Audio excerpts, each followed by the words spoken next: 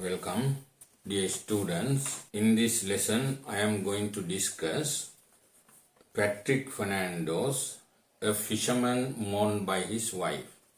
It's also a Sri Lankan poem. Patrick Fernando wrote poems about the violent events of Sri Lanka. He was born in 1931 and died 1983. Up to now, some violent event occurred. He focuses those things in his poetry. However, let's discuss this poem, Fisherman Mourned by His Wife. Now, there is a young wife whose husband is dead. Husband died before 30. That is a story of maritime fishing folk in Sri Lanka. Lifestyle of maritime fishing folk in Sri Lanka is different from the others, right? They are united, hardworking, drunkards, right? Like that, their lifestyle different. Now this husband dead early, the wife reminisces her past, how they were married, how they spent their married life, right? How they had children, like that. We are not told how husband died, whether it is in the sea, in a storm, or any other matter, it's not mentioned. She says, when you were not quite 30 and the sun had not yet turned you into the old boat brown, right? You are not mature in fishing. It's not a mature fisherman. He is still in his immature time period. When you were not quite 30 and had not begun to be embittered like the rest, you did not begun thinking about the life in a bitter way, not embittered like the rest. Like the rest means others are tired of marriage life because so many obligations they have. Now this is the breadwinner of the family who died. He wanted to go to sea to find their bread and butter. Obsessed with death, right? Now he is obsessed with death. He deceased. Right. Anyway, this wife is young wife is a realistic one. We can think that she is in her early 20. Then would you come hot with continence upon the sea? She exaggerates her dead husband. While alive, she was chased and trusted after returning from the sea. Now, fishermen are launching their boats to sea in the evening, you know. They are returning early in the morning. Then would you come hot with continence upon the sea, chased as a gull, you were chased. You were pure as a gull, flying pointed home. Right, he equates her pure husband, trusted husband, to a gull flying. Gull is a bird, you know, flying pointed home in haste to be with me. He didn't go anywhere. He came to her place. He came home without going anywhere. She exaggerates her husband. You understand now? This is an elegy because it's written on death. And also she goes to the past. Flashback is a technique. Also she equates her husband to a gull. It's a simile. Also she exaggerates, then hyperbole. Right. Now that being dead, you are beyond detection. Now she moves to the present time. First he moved to the past, now present. Now that being dead, you are beyond detection. There's a thing. Dead can't be kept at home. How far they love. Right? Dead should be buried. Again, death should be forgotten and life must go on living. That's a universal truth. Though one dies, we can't live in that death. That death should be forgotten. That's why I say you are beyond detection. That young wife knows that dead should be taken to burial. And I need not to be discreet. Let us confess. Again she goes to the back. It was not love that married us, no affection. Their marriage was not settled because of their love affair, but elders' persuasion, not even loneliness. In fishing community, neither girls nor boys are lonely. Reason, they live together from their early childhood. Girls also right, give their helping hand to their elders, fathers, right, in mending nets, pulling nets. Nowadays, nets are pulled with tractors like that. By that time, manually. So, they also helped them. They lived together, nearby huts. So, isolation, loneliness, they didn't know. Therefore, they didn't want to marry. Other thing, they were friendly. They lived together. But she said, we married because of elders' persuasion. That's early marriage, immature marriage. The reason, parents persuaded them to marry early. But elders' persuasion, not even loneliness. Recall how first you were so impatient and afraid. We can think that they married before 20, sometimes girl in her teenage. He was so impatient and afraid. My eyes were open in the dark, unlike in love. She recalls their first night after marriage. My eyes were open in the dark and unlike in love. That is contradictory to the commonness, because that time eyes are not open in darkness, but closed and happy. Trembling lest in fear, you will let me go maid. The other thing is that young wife was also afraid that this man couldn't perform that. Reason, he was also immature, right? Trembling on the other hand for my virginity.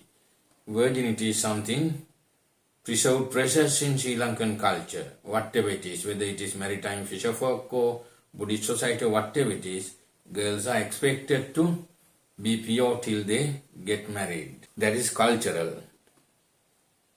3 months the monsoon thrashed the sea. That is about off season.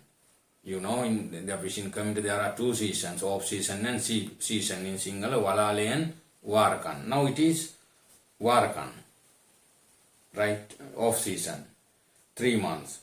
The monsoon thrashed the sea and you remained at home. The sky cracked like a shell in thunder. Natural, right, occurrences.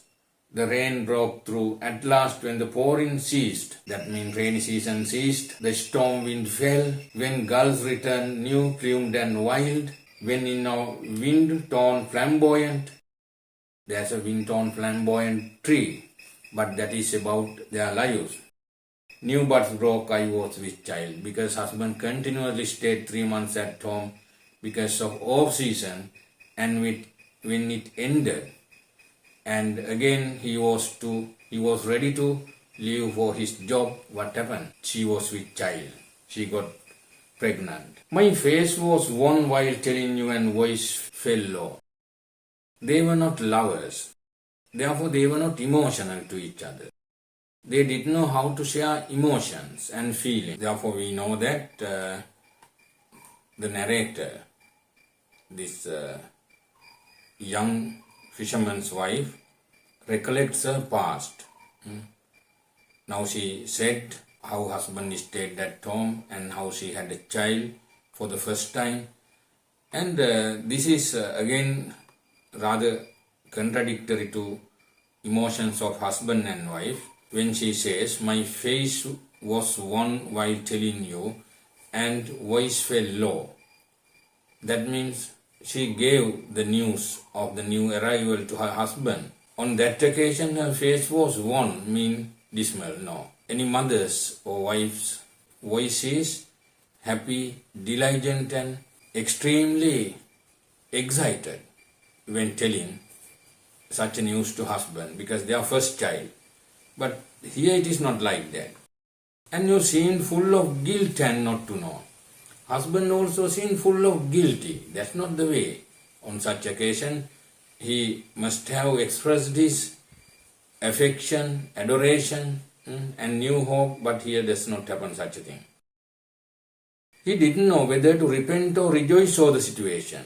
There's nothing to repent, he didn't do anything wrong, right? He must rejoice, but such a thing didn't happen. You nodded at the ground and went to sea. His response was that, nodded at the ground and went to sea. Being a father, that should not be the behavior. So they were immature. They didn't know how to express their emotions in marriage. But soon I was to you more than God or temptation. Pretty soon she became God or temptation to him, and so were you to me. Right?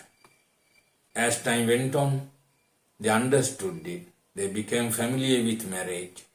But at the beginning, they were tyros for that. Men come and go. Again she comes to present. Men come and go. It's funeral. Some say they understand.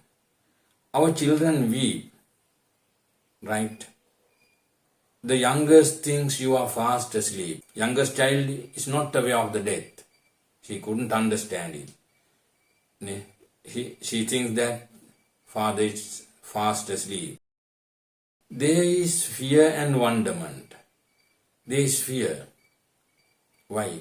She is isolated to the world with her children, without a husband. And wonderment, it is also wonderment. Now, there is one truth regarding maritime fishing community. This woman with children will not be discarded. The kith and kin will look after them. Also, there will be a replacement for that. Right? There is such an interconnection in that society. You had grown so familiar as my hand. That's why she fears. She lost her husband means she lost her hand also. That cannot be simple grief, assuage dismemberment. Actually, it can't be covered with a simple grief. Last stanza, poet says like that. Now it's the most realistic moment. Outside, the wind despoils of leaf. Tree that it used to nurse, once more the flamboyant is torn. The sky cracks like a shell again. Again the off-season comes. So someone practical has gone to make them bring the hearse before the rain. Someone as practical has gone to bring the hearse before the rain. Before rain falls, this corpse should be taken to cemetery. It should be buried. Though she loves her husband, she can't keep the dead body at home. That is the reality. So you know, now Patrick Fernando, through this poem, speaks about the death of a young husband, right? Leaving children to this world, leaving children and unemployed wife. She doesn't know how to live with fishing job. She's just a dependent. Now her husband, breadwinner, died, leaving her to take the burden into her shoulder. But there is one reality, as I mentioned previously, right? She and her children will not remain starvation. They have no big hopes. They just live from day to day. Therefore, their survival will be supported by her community. She will also involve in some other profession regarding fish selling or some other thing. That's not the problem. Problem is that in their immature marriage, before understanding life, before taking the responsibilities into their hand, husband died. Right. Therefore, this is a death poem regarding a fishing community husband, how the young wife suffers. In a future, when answering past papers, I will give more and more details. Till then, read them. I every day emphasize you to mug up them, mean learn by heart. If you can, learn by heart poems. Can. Within 2 years, 24 poems, one poem for 1 month, it's also enough. But don't wait till exam comes. Within first 6 months, if you can learn by heart poetry, no issue. Confidently you will be able to face the exam. Right. Wish you all the best and have a nice day.